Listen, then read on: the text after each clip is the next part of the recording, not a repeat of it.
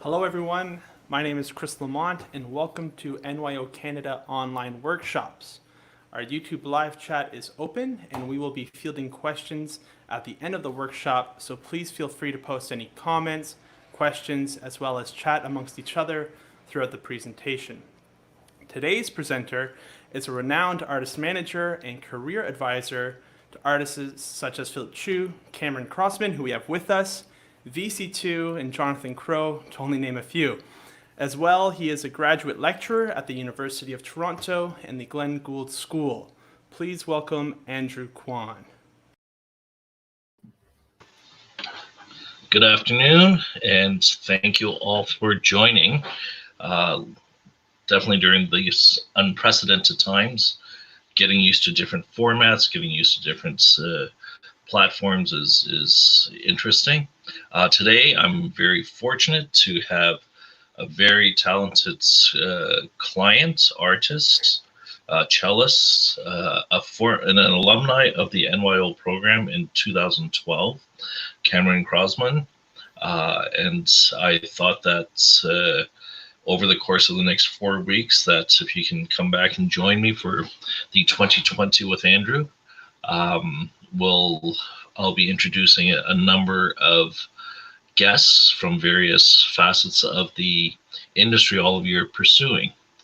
So today we have Cameron with us. Cameron, your mic is live, I hope. It is live, yes. Welcome. Thank you for having me, Andrew. Thank you for joining. Cameron is an artist that I've been working with for the past year and a half, ever since he returned back from his studies in Paris. Recently, he released his debut album, which quickly followed up with a second album, not your run-of-the-mill Bach repertoire, but very interesting. And it's sort of that position that I thought that someone like Cameron would be ideal as my first guest on this series. Again, we can see your questions coming up on the side. Hey, Jessica, good to see you again. So today with Cameron, I'm going to start. Cameron, you were a alumni of the program. Have you ever thought about an orchestral career? Let's start there. Yeah, great question. I am an alumni of the program. As you mentioned, I was there. I was a member in 2012, which was right before, right in that summer after I finished high school and before I went off to Paris and France to study. And it was, NYO actually was a very sort of unique experience for me that year because I was also the recipient of the Michael Measures Award, which meant I was playing a concerto with them at the same time. So big roundabout way to get back to your initial question of had I considered an orchestral career. I think it's something it hadn't been anything that it hadn't in a way been my goal at that time to pursue an orchestral career. But at the same time, I recognized how important orchestras were to the music industry in general. And I definitely, after NYO, I didn't stop being part of these sort of orchestral experiences. I was a member of the Academy of both the Paris Orchestra and the Radio France Orchestra. And I always felt like those experiences taught me just so much about music. And plus, just playing the repertoire, playing a Mahler's symphony is something you can't do alone as a soloist. So I think if nothing else, orchestral playing is so great just to build that culture and that knowledge of music. So you mentioned just before you went to Paris, why did you choose to go overseas for continued education? Yeah, for me, there was a lot of different factors that played into it. I went to school in French here in Canada, so I already spoke the language. So there was that curiosity. I was a very bookish kid, so I was reading lots of French literature and sort of, dreaming of Paris. And I happened to meet the teacher I ended up studying with in France, who taught at Orford, who still teaches at Orford in the summer here in Canada. And so he was sort of the one that had proposed this idea of, why don't you go to Paris? And of course, me being, a young 16, 17-year-old at the time when he proposed that, I was like, oh, well, that's the only solution possible. I can't imagine going anywhere else. Not such a good idea in retrospect, but it was, I was lucky that I was accepted in. And for me, it really had to do with wanting to experience more of the culture of the world. And really, we think of Europe as maybe not that different than North America, but it's a completely different place. Not only because of the language, but just that's where classical music is from, right? And to be able to play French Impressionist music and then go walk down to the Musée d'Orsay, where all the famous Impressionist paintings are, was really inspiring. Wow. What advice would you have for current NYO students and alumni? Should they seek a continued education in Europe, or should they stay here in Canada? Any thoughts on that? I mean, it's such a difficult question. I think it comes so down. What I find is important to me, like definitely, especially in music, a big part of the decision has to be the teacher, right? Because that is the person that you're going to spend, if you're going into an undergraduate degree, you're going to spend 4 years with them, right? So you really want to make sure, first and foremost, that that's someone that you really want to be spending that time with and that you believe can take you to that next level you're looking for. But I do believe that the location is really important. And I think it's not something maybe I was aware of. I think if the experience I can share in a way is that when I first went over to Paris, there was definitely things what was interesting is just seeing how over the 6 years I spent there, what I appreciated about living there had changed a lot. So during my first year, I would go to museums every Sunday. But then by my last year, what I appreciated was that there was a market every other day and that there was my local cheese place. And I guess my priorities shifted a little bit. But yeah, I don't know what I would recommend for people, but definitely I think you do have to think about that you're going to not only be spending 4 years with this teacher in a school, but you're also spending 4 years in a place. And that place and what you can learn from that place, I think sometimes is maybe undervalued. And so that's worth thinking about. Is this, on top of the whole educational side of things, is this really like a location I want to spend time in? Wow. Have you taken programs here in Canada outside in the past 6 years, during those 6 years while you were in Paris? So I didn't really follow, although I did do some summer things back here in Canada. I went to the Banff Center one summer, and I participated many times, twice in the Toronto Chamber Music Fellowship Program, which was absolutely fantastic.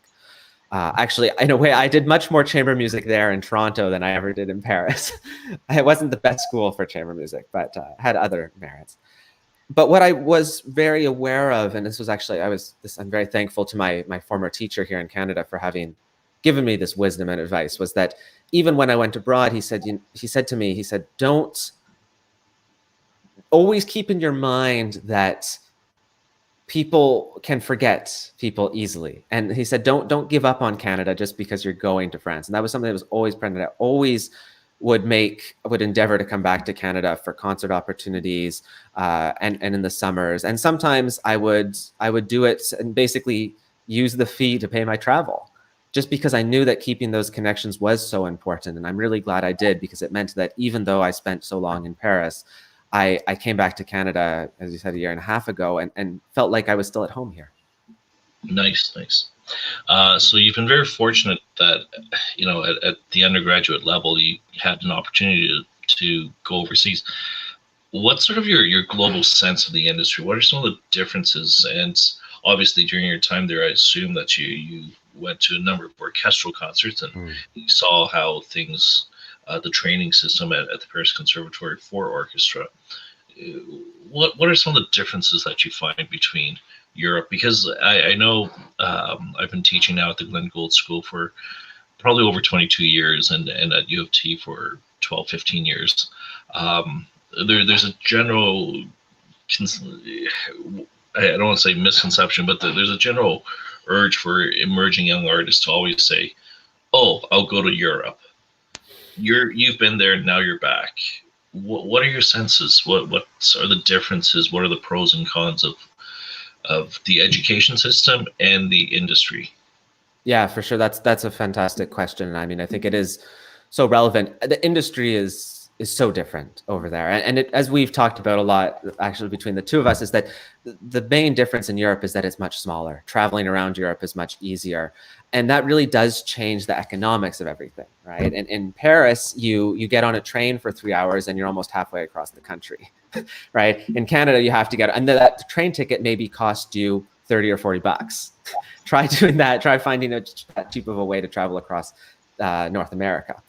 And so, yeah, in terms of the training element of orchestral training, what I did notice more in Europe that they didn't have here maybe as much, or that's just starting to develop here in North America, are these ideas of orchestral academies, where a lot of the professional orchestras, the Berlin Phil has one, the Concertgebouw in Amsterdam has one, they'll have these sort of very high-level orchestral training programs, which are intended for people that are sort of done usually their undergrad or their master's degree, and then they go spend 1 or 2 years basically as not really a member, but sort of like a light member of the orchestra.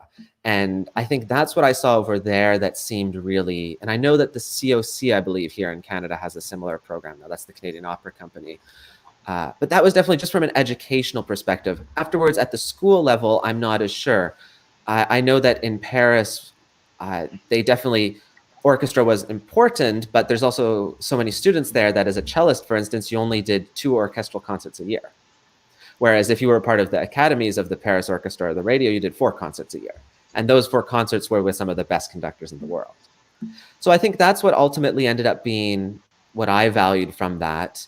What was sort of more, not so much maybe what the schools offer, but what's available sort of after the schools or in relationship with the schools over there.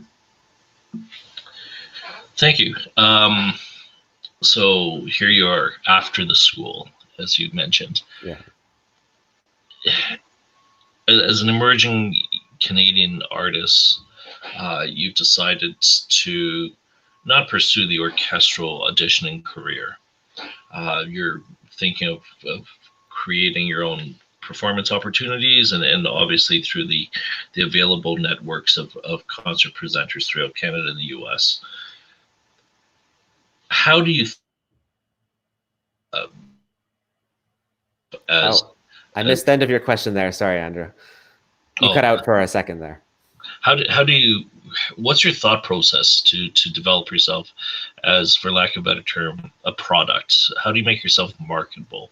How do you sort of get the influences, the creativity? What turns your crank to become marketable as a young emerging? There's wonderful Canadian cellists, yeah, and you're one of a handful out there. How do you think? I mean, that is the question, hey? I wish I had the exact answer to that question some days, especially more than others. Yeah, I like the way you put it, and this idea that ultimately, and I find this is one of the main challenges of the industry, is that here we are, we're artists.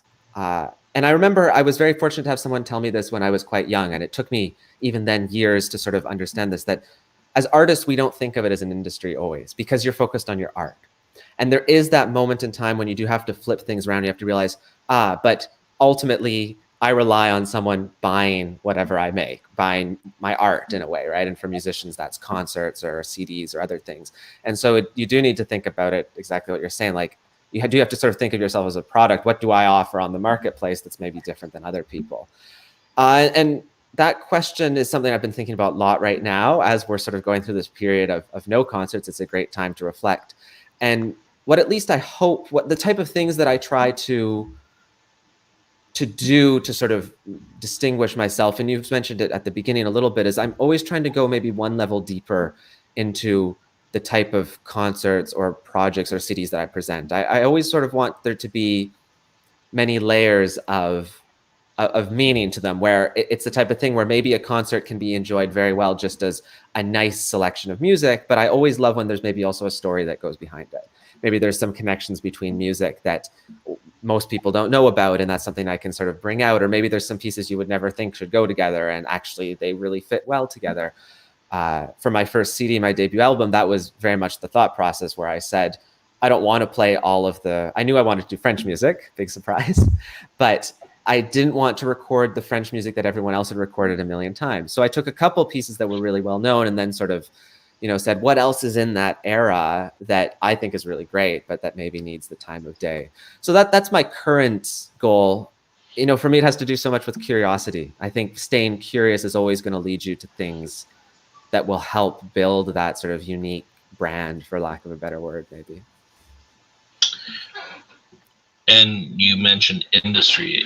Obviously, with any launch of a new product, whether it's a pair of running shoes. Not that I'm comparing you to a pair of running shoes, but marquee value wise, you have been away, and there's parts of this country, though you stayed in touch with, are not as familiar. What are some of the self-initiative projects that you've taken on? Obviously, they're lead-up questions because as your manager and agent, which I'll sort of describe later to the listeners what my role is, and tell us about some of your projects that you've done in the past year and a half. For sure, yeah. And I know exactly what you're talking about, which is something I did just over a year ago, which was a lot of fun. Basically, so a little bit of background, which is that when I came back from Paris, I had every intention to, one of the reasons was it was more affordable to live back in Canada. And there were many other reasons, and particularly in Montreal, which is where I live now. But at the time, I sort of had enough engagements in the fall after I came back that it didn't really make sense to move in. What I didn't realize is that sort of period of homeless what's the word, bohemianism maybe, ended up lasting the entire season.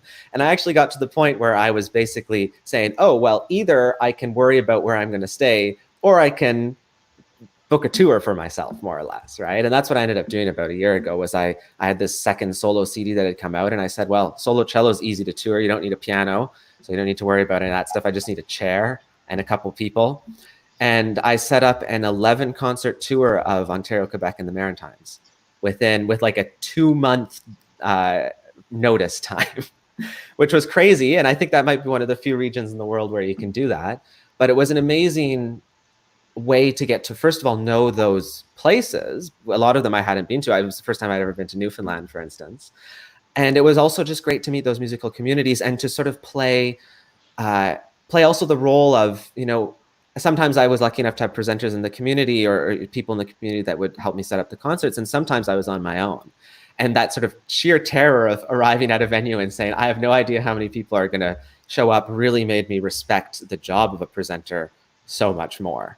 Because when you're all on the road and you're responsible for getting people in seats, you thank them so much more than maybe we tend to think of as an artist, because we get to this point where we just expect people to be in seats. And when that's taken away, I think it's a really educational experience. So those are the type of things I've been doing. I love traveling. I love experiencing the world. And I'm always sort of on board to prioritize that and getting my name out there, making more connections at this point in my career, especially. It's interesting. Just before we went public with this conversation, Cameron, myself, and Chris Lamont, who with NYO, we were sort of talking about the behind the scenes of the life of the artists. And for those of you who know Chris better, Chris actually has this other career of an indie band career, and so much of what Cameron just talked about, when you're responsible for finding your own audiences, how much more appreciative you are to the audiences who do show up.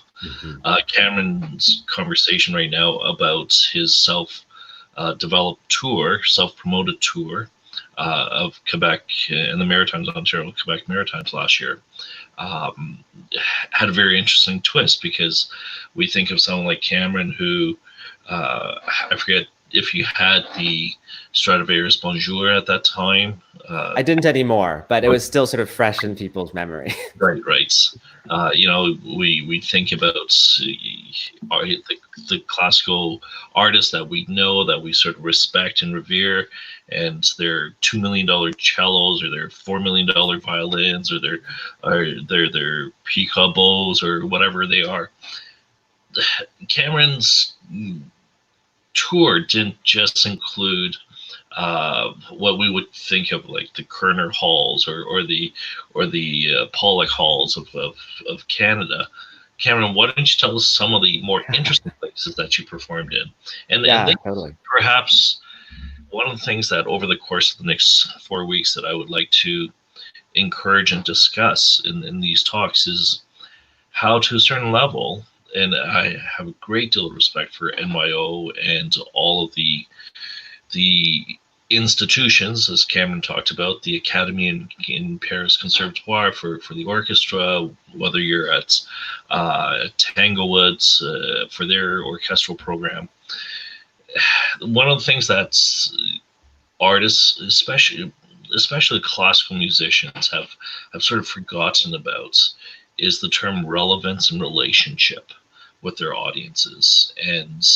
And Cameron alluded to getting used to being, if we're fortunate enough that NYO regular program happened this year, you guys would go on a 7, 8, 10 concert tour across this country, and there'd be a hall that's set up for you, and you would call up some of your friends from that city to show up to the concert. But realistically, there's really no that much more interaction. As part of the program, there might be receptions that the young orchestra members have to attend, but in general, you're not responsible for finding your audiences. Exactly. Yeah. Cameron, on the other hand, for some of those dates where you did not get the co-production, co-support, sponsorship supports of a community-centric organization, you had to reach out and, as strange as this sounds, put up your own posters, so to speak. Yeah, totally. I even so talking about spaces, that was the most fun actually part of the tour. The nice thing about organizing your own tour is you can sort of control every element of it. And I wanted to go in and basically only play in venues that I thought were beautiful spaces to play in. And so sometimes those were nice churches. Sometimes there was one in St. John, New Brunswick. They have this beautiful art center and an old library. And there actually, I went and set up a poster, played in the local public market, tried to get some people out to the concert. So that's exactly what you're talking about. But perhaps the venue I enjoyed the most, I played in a brewery in St. John's, which we packed out. I was very lucky because that concert was co-produced with the help of the good people at the Tuckamore Festival there with Timothy Steeves. But they packed this place out, 100 people in a brewery listening to Bach and Britten solo cello. It was incredible. And I've rarely had such an experience that has stuck with me so much. And then on the other hand, on the tour, I also did a theme we'll develop here. I did some concerts at wineries, a winery in Nova Scotia and a winery in Ontario, where those were much more, I sat down with the wineries and actually said, what type of event works for you guys? Like, here's what I can offer. And those weren't concerts. They were 2 25-minute halves paired with wine for each half. And there was a nice sort of social thing in the middle. So that was also really fun, is seeing how, and that's something I actually really want to get more into, is figuring out how music doesn't necessarily need to be the sole focus of an event. It can be, and it often is. It's great when it is, but that there's actually all these other uses for music where it still can be a primary focus, but you can actually open up your audience a lot that way as well. And there were people that came to some of those winery concerts that would have never gone to a classical music concert and yet left having loved it. And particularly, I've had people return to my concerts since then when I've gone back to those regions. It's to me, that's, I do wish that every student, every emerging young artist has that opportunity to, one, be responsible for their own concert presentation outside of their own backyard, meaning many of you I can see hi from Montreal, others are across this country right now. It's always easier and safer when you have that safety net in your own hometown to put on your own concert, but exactly. to go forward. And I've got a question here from Leo. Thank you. Could you elaborate on your self-promotion methods? Did you rely more on social media, personal connections, or more traditional means? Thank you. Yeah, great question. So why don't we break this up into 2 points? For this tour, or specifically a location on this tour, and in general. Yeah, for sure. So for specifically the tour, I'm not the greatest at social media, although I did end up including a social media component, but I wouldn't say the social media ended up helping attract audiences. The tour was much more personal connections. It was me sitting on Google saying, who's the mover and shaker in this community? And then looking on Facebook and seeing if there's anyone I knew that could introduce me to said person. It was a lot of that. It was a lot of just sort of, how it's the whole 6 degrees of separation or 7 degrees of separation. When you start looking at it, especially in Canada, everyone knows everyone. They've all been sort of through. So the person that helped me out in PEI used to be a cellist in the London Orchestra London, where I grew up in London, Ontario. So there's an interesting connection, which you never would have guessed. But then, it turns out those are all over the place. So definitely, I would say for that, two are personal connections above all else. More in general, self-promotion, that's more challenging. Like there I am trying to, again, not the best at social media, but trying my best to start, especially right now, think about some more strategies. And I would again say, I'm not too sure what the difference between personal connection and traditional means would be. I guess traditional meaning more sort of through like agents and stuff, through you basically, I guess, right? I will, if Leo wants to add a comment to your question, I would assume, if I can jump in there, absolutely, Cameron. Mm-hmm. Traditional means, we'll be talking about that. I'll be talking about that. Those are the methods in which an agent would do cold calls, as we say. We'd send out emails. We'd send out e-blasts. These days you don't send out paper press kits. You send out electronic press kits. And don't worry about these terminologies. We'll definitely be talking about them over the course of the next few weeks. Cameron is fortunate to have administrative support in having a manager and an agent manager. He doesn't have to write to all 100 orchestras across Canada. That's my role. So those are the traditional means of how I reach out to getting in contact with concert programmers, artistic directors, festival directors, conductors, orchestra managers, et cetera, et cetera. And here I see that Leo's followed up in saying that physical, he was talking more actually by traditional about like physical posters and stuff. Posters actually, surprisingly, like they matter a lot. I've always been shocked. Like I think it's like, it's a big city sort of misconception that, no one posters, whatever. But like when you go to a small city, I played a concert in Vermilion, South Dakota back in the fall. And there were posters, a very tiny college town in the US, and there were posters all over the place. And I know people, like I would go into a cafe and they'd be like, hey, you're the person on the poster. So posters definitely work. I don't know how many of them came to the concert afterwards, but yeah, in terms of the rest, in terms of personal connections and what we're talking about, the sort of administrative side, I think it is, as you said, sort of a mix of both. And I just wanted to add as well that before we started working together, Andrew and I, basically what I was doing for myself, at the time I was very lucky. I had this Stradivarius cello on loan from the Canada Council.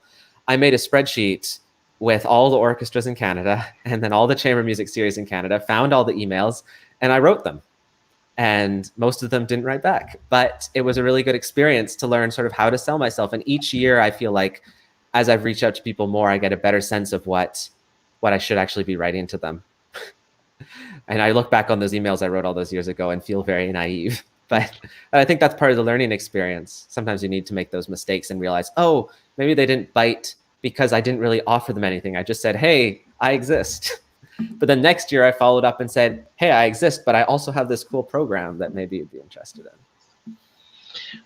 Which is a great lead up to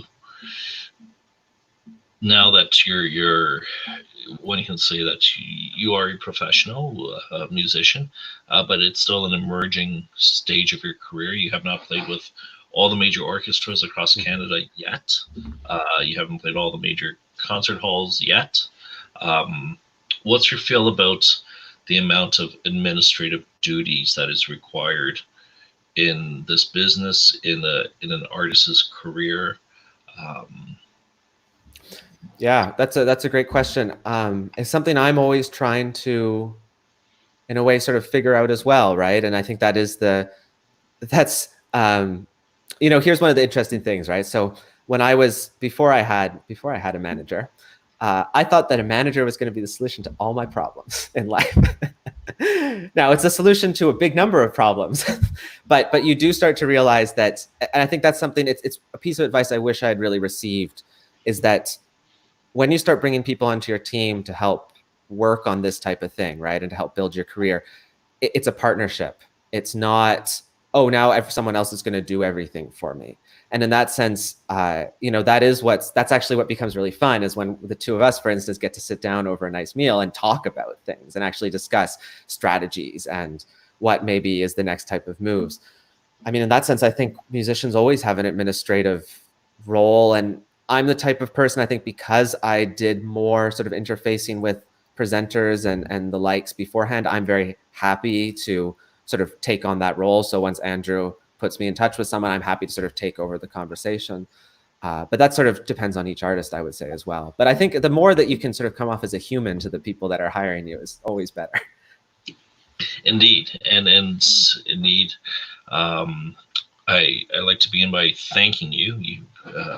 We only have 20 minutes on each side, and I just wanted to sort of wrap up today's talk by sort of advising the listeners what else we're going to be talking about over the course of the next 3 weeks. But Cameron, thank you so much. Thank you, Andrew. Thank you for joining us. It's a joy and an honor to work with you and represent you. Your artistic capability is amazing. I remember you playing with Kitchener when you were just a wee teen. Yeah. About you since then, and it's quite funny for those of you. I think one of the questions people often ask is, how do you get a manager? Well, Cam and I back at the Duke. Yeah, it's so true. Yeah, that's what happened. That's what happened, and so we had a beer together. You bought me a beer. It was very nice. Oh, well, I figured if you bought me, then I'd owe you. So there you go. Well, thank you so much, Andrew. I can't say how much fun it's been to have you on, on board with my career at this point and working together and always thinking of new projects and things. It's been great. Great, thank you.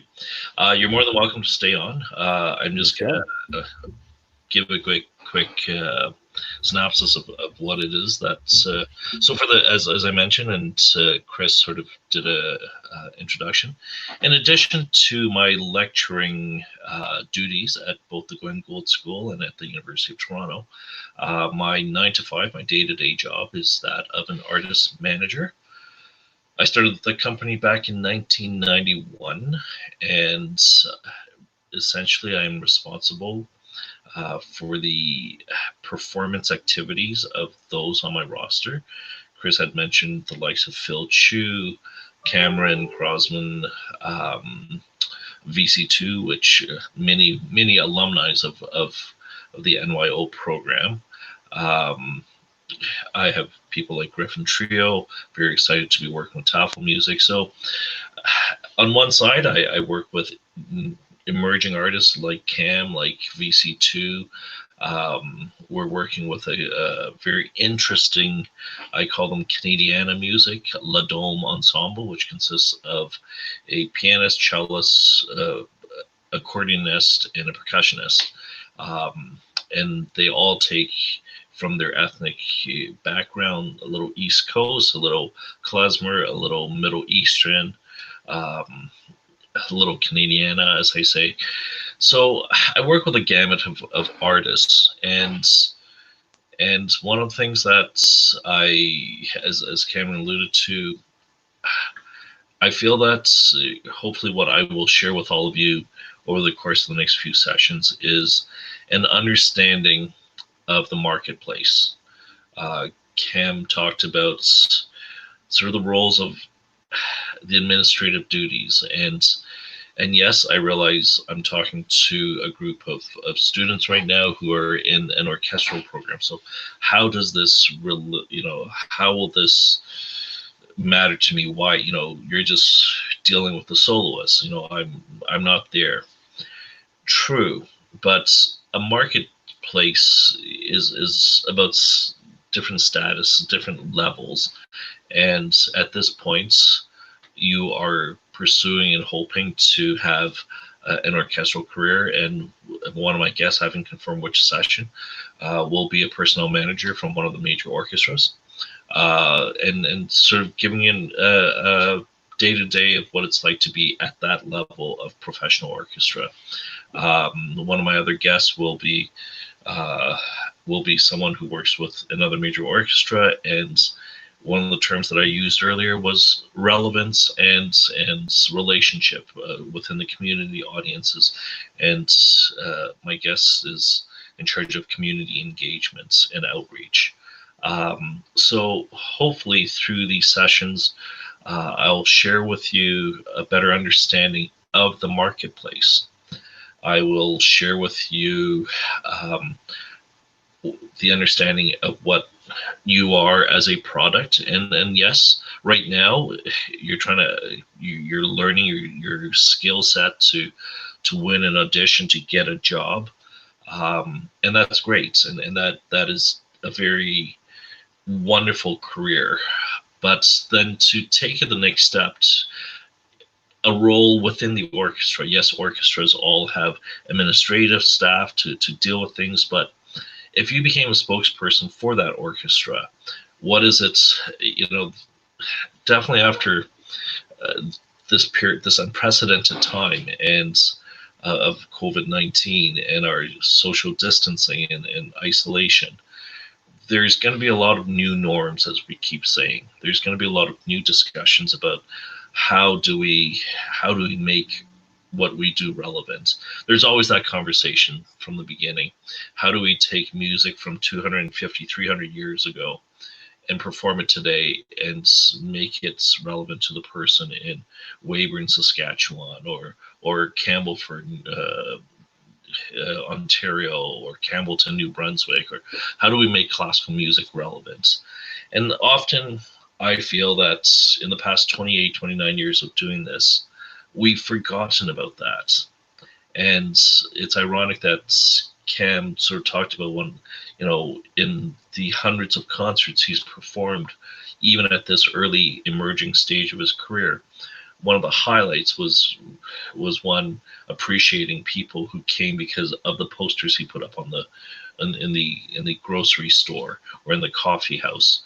And the other experience of him playing at the wineries or at the breweries, when it's that level of engagement. So, as a young artist entering the role of an orchestral career, perhaps after this period, when things change for the new norm, we have to take on new responsibilities and new roles and become so-called the greeter.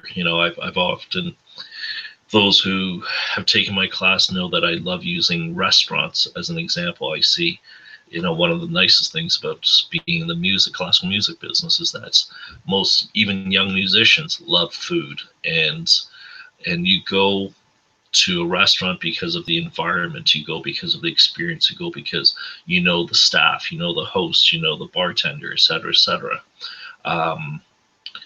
How do we create that type of relationship with our audiences? Understanding the preparation it takes. Yes, assume that's next year, those who are doing their masters, doing their in the final year of the NYO program, you score the job, you land a tenure track position. It's fast forward to 2025. You've been playing the orchestra for 3-4 years. You want to figure out, what, that's Brahms piano quintet, that Brahms horn trio, that Beethoven sonata was really great. I'd love to play that again. At that point, you have to figure out how to set up yourself as a product. So understanding those roles, understanding the preparation to get you there, and all of this to hopefully help identify your artistic statements. What do you say? What is it that you do? What is it that you want to share? So I hope all of you do come back next week and tell your friends. I see a quick question from Peter. Has the role of an agent changed since the early 2000s versus now?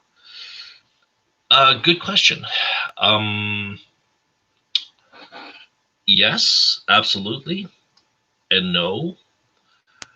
I often feel that next week we'll talk about writing a biography, and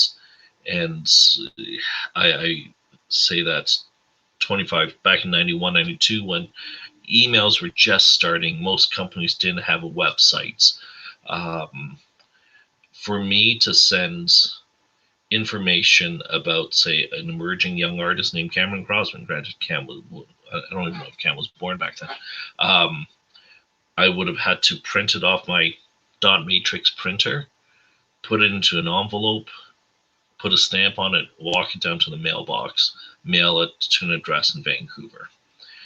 A week later, the person who opens that envelope will read and realize one of two things: either he's fantastic, or two, it's a lousy biography.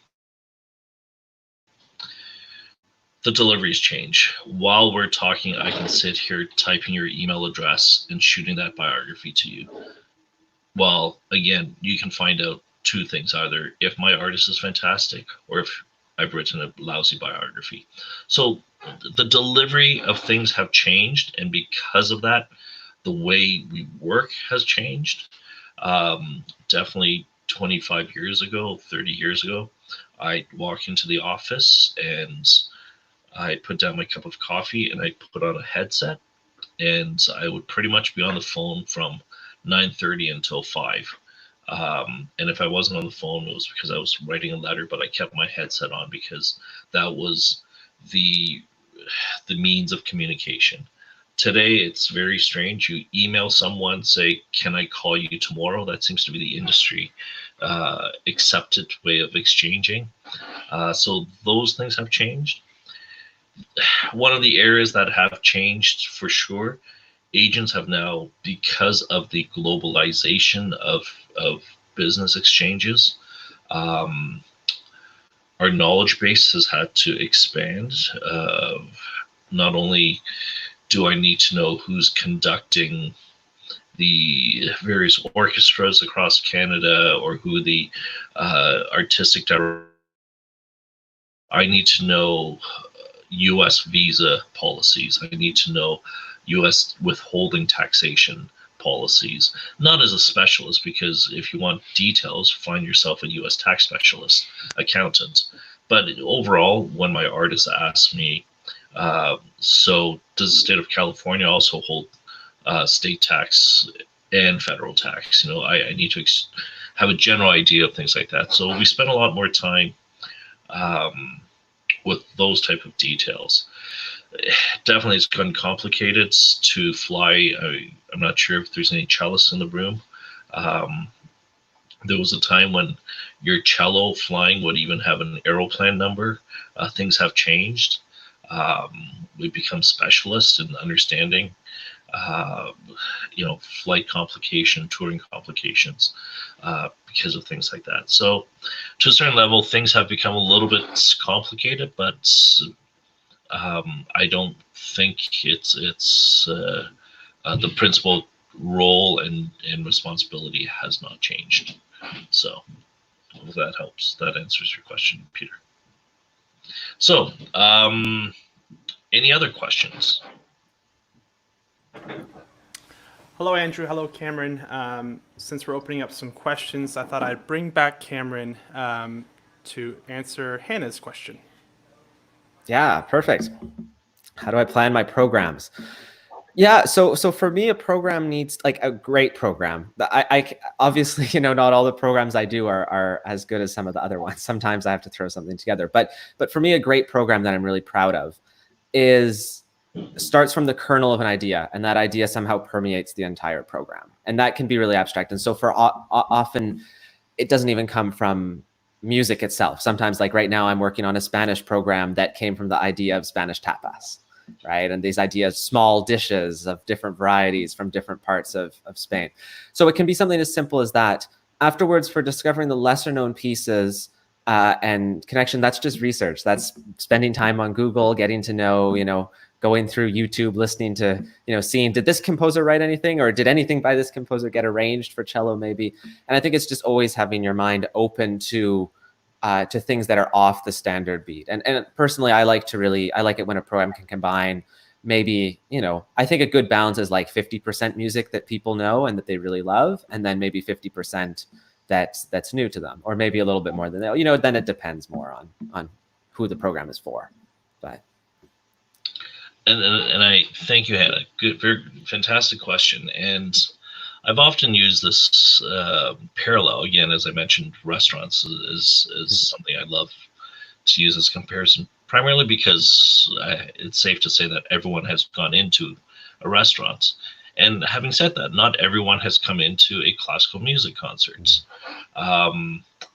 Cameron hit a very good balance and a good point, and that's one of my favorite parts of my responsibility, discussing things with my artists. Cam and I love to blue sky ideas, and often the nature of our business, understanding the marketplace, understanding the administrative side. If we were not all isolated and the world was continuing, as all of you know, that the concert season September 2020 to June 21 has already been launched. We know who's coming to play with the symphony orchestras. We know who's coming to the concert halls. We know the concert series. And so at this point, I would be talking to my artists and saying, when I pitch you, when I solicit you, when I try to get you concerts for 2021-22, what's your program? And if it's very interesting, if you think about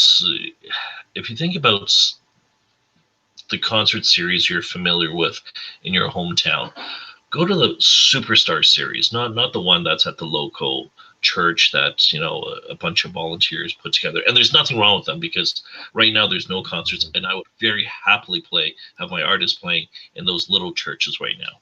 But if you think about the Superstar concert series, the ones that bring in the Joshua Bells, the Angela Hewitts, the Gidon Kramers, the Andre Schiffs, etc., and you open up that brochure, you would see the program of what that superstar is performing. Most of the time, superstars have their programs available because they're understanding the marketplace. Because one, for sure, their name will guarantee a level of audience ticket sales, but their program will also guarantee a level of ticket sales. And I know this from friends, from conductors. Someone as popular as a Joshua Bell, with one of the decent Ohio orchestras, not Cleveland, not Cincy, not Columbus, the next level down, decided to change from Brahms to a Bloch concerto. And I was talking to the GM, who is a friend of mine, and she said that ticket sales stopped as soon as they changed the repertoire. So Cameron, Hannah's question to Cameron said 50%. If we look at a restaurant, if you walk into an unknown restaurant that you have never been in, what are you going to order? You're going to order something you know. Cameron is a new artist or a new chef in a new venue, in a new restaurant, and can he afford to have a menu of things that nobody knows? And the answer is no. And I've seen in the past 30 years, in the past 40 years, my background was a pianist. I studied for many years, like most of you. And I definitely recall the early days, the superstars like Emil Gilles, Vladimir Horowitz, Rubinstein. You think about the early days of Milstein, Elfman, Heifetz, Menuhin, when they came and brought this European art form to North America. They often would program very familiar pieces, if not borderline popular pieces, arranged for their instruments. They needed audiences to come in before they can show their other amazing artistry, the amazing program. So Hannah, thank you for that great question. And that's one of the great things I love about working with Cameron is that he understands the need to have some meat and potatoes, for lack of a better term, some familiar works to bring audiences in. And once, as they say, once you've got the foot in the door, then you can push a little bit more. So thank you. That's great. I remember you, Andrew, actually telling me at one point, because I think we were doing that restaurant comparison. And I remember saying, well, you know, I like the type of restaurants where you just go and you pay something and they bring out whatever the chef decided. It's like, well, why can't we do that for music? And you very rightly said to me that exactly what you said at the beginning, that how many restaurants have I been to in my life? How many classical music concerts have you been to? Or I have most people been to. And that's the best way to put it, that you can get to that point with food because most people know what it is to go to a restaurant and want it subverted. But classical music, I don't think we're not quite at that level yet to subvert expectations. It is tough, and I will even extend. I was giving a Zoom talk to the chamber music class at Colburn a couple weeks ago. And again, Cameron alluded to personal connections. It's through my friend and mentor here, Scott St. John. Scott, not only do we have issues at times developing a program that is somewhat familiar to audiences, but those of you who know Toronto and have been to the Faculty of Music at the University of Toronto, if we stood in front of the TTC entrance on Queen's Park Avenue, Queen's Park Circle, those of you who know where I'm talking about, and we stop people to say, excuse me, where is Walter Hall? Most people will probably say, I don't know who Walter is. But, you know, how is it that we believe, because of this amazing music, and I love this music, and I will be the first to stand on any mountain and scream that the most important art form is classical music. I will talk anyone to death because this is what I strongly believe in. But why is it that we think that just because we believe that classical music is important, that we can get away with rules like not giving enough details as to where the venue is? One of the greatest quick example, and I'm sure if I could see you guys, there'd be a lot of head nodding. All of you are in school somewhere, and people can't find inside the building. Thank you. I know. That's true. Yes. You know, how many of you at the end of this period of time would be doing a year-end recital, a graduation recital? All of you. We know, you know, your friends know that it's free. You put up the poster, Hannah Corbett, graduation recital, works by Isai, Bach, Franck, and Debussy. Tuesday, May, the whatever, you know. We want new people, new audiences to come to our shows. Everyone loves something free, but we don't indicate that that your concert is free. We just assume that everyone knows that. But the general perception of classical music, if we think about how Hollywood portrays classical music, has anyone seen a movie where they're showing an orchestra or an opera where the audiences are not wearing tuxedos and gowns? Joe Average, for lack of a better term, actually, if you're in my class, I normally call them Joe Beer Cans, but Joe, the people who are not familiar but wish to come to classical music think classical music is expensive, elitist, and they better know what they're doing, because we even created environments where, again, if I just use those examples and moved it to a restaurant, if you are not allowed to talk in a restaurant until someone said you're allowed to talk, if you are not allowed to pick your menu item because someone else has picked it for you, if you had no relationship with the host who basically just scanned your ticket and told you where your table was, how likely are you to go back to that environment? Mm-hmm. And yet, think about our classical music experiences. You guys are on the stage in an orchestral situation. I don't see you in the lobby to say good night or thanks, great job, high five, whatever. You're out the artist exits. The person, the usher who's scanning the ticket doesn't know anything about the show. There's a lot of things there's a lot of disconnects, and perhaps understanding the marketplace, understanding the preparation, understanding the products.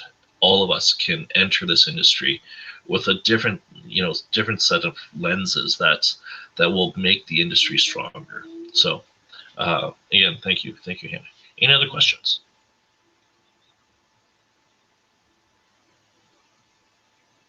Crickets. Okay. One well, thing Andrew, sorry, go ahead. I was just going to add, I just sort of thought about, again, this sort of idea of, this cost of classical music, just because it came back to me, this whole idea of Europe and what's maybe different about it and the economy and all that. That was one thing I really miss about Europe, where the cheap tickets for people under 30. I used to be able to pay €9 to get into one of the, get into a concert in one of the best halls in France with one of the best orchestras in the world. Like that's like $12, $13. And I do miss that. And that was something that I thought they did really well over there. And they seem to do that in lots of places all over Europe.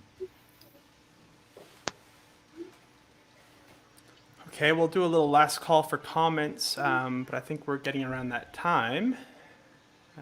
All right, well, Andrew, Cameron, thank you both so much for entertaining us this afternoon. It was a pleasure having you both.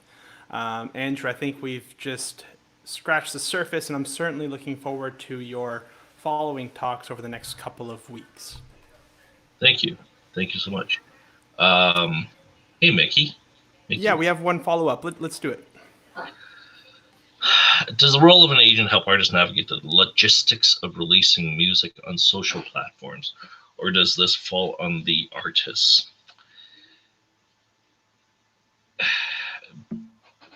Hi.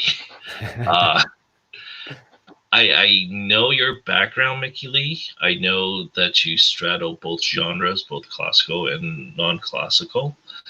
So it's a little bit bigger question than we can answer in the next minute and a half. Yes, some agents will. You have to understand that the role of an agent business, and though we do a lot of things that we do not generate revenue from, if we continue doing a lot of those things that do not generate revenue, we don't survive as a management company. And unfortunately, the notion of Spotify, Apple Music treats the artist so poorly that it would almost be unethical for an agent to take percentage from those type of fees. But I've been fortunate that most of my artists have a commercial label. So the label is responsible for digital dissemination, and the label are the ones who end up making profits, and the artist sees even less than that. Classical music, again, is a little bit different. The notion, the idea of using classical artists who do recordings in classical music don't use the recordings generally as income generation. It's more for profile development, for availability of access. So as I said, yes, I know that a lot of my pop folk, indie rock, indie band type management companies, they help their artists do a lot more on releasing albums because it's original content. They own publishing, they own mechanical, they own licensing. So you start adding all of that up, and I'm probably saying things which many listening don't understand what mechanical is. So hard for me to just. Does anyone understand what mechanical actually means? So I'm not trying to skirt your question, Mickey. Perhaps we can continue this as a sidebar. Yeah. I can just add maybe 2 cents as well, which is just that my CDs have been released on labels, and the labels have their own teams that take care of that. And from what I have seen, it is very different in classical music. And honestly, I'm very happy for the label to take care of everything that comes to the music release, promotion, all that, and for Andrew to take care of all the sort of live performances. I don't mind those being 2 separate things. So, does that help, Nikki? Okay. All right. Well, thank you again. Very enjoyable, and I look forward to next week, Andrew Kwan. Okay. Thank you, everyone. Thank you. Thank you for having me. Thank you. Wash your hands. Stay safe.